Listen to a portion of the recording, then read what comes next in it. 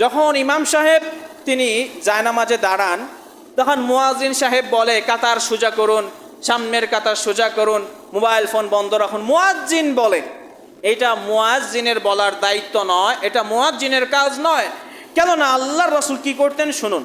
যেমনটি হাদিসে এসেছে, عن أنس بن مالك رضي الله عنه قال قال رسول الله صلى الله عليه وسلم سووا صفوفكم فإن تسوية الصفوف من تمام الصلاة।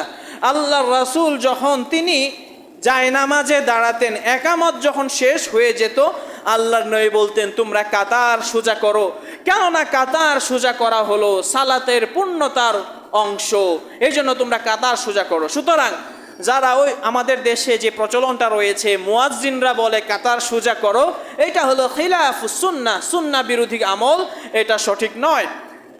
যদি কাতার সোজা করা বলতেই হয় তাহলে ইমাম বলবেন, কারণ আল্লাহর নবী এটাই শিক্ষা দিয়েছেন, এবং ইমাম সাহেবরাই বলবেন সাউউ সুফুফাকুম ফাইন্না তাসওয়াতাস সুফুফ মিন তামামিস সালাহ, কাতার সোজা করো, কেননা কাতার সোজা করা হলো সালাতের অংশ। এখন একটি বিরাট প্রশ্ন, সেটি হলো হালিল ইকামাতু শাফআন আম উইতরান।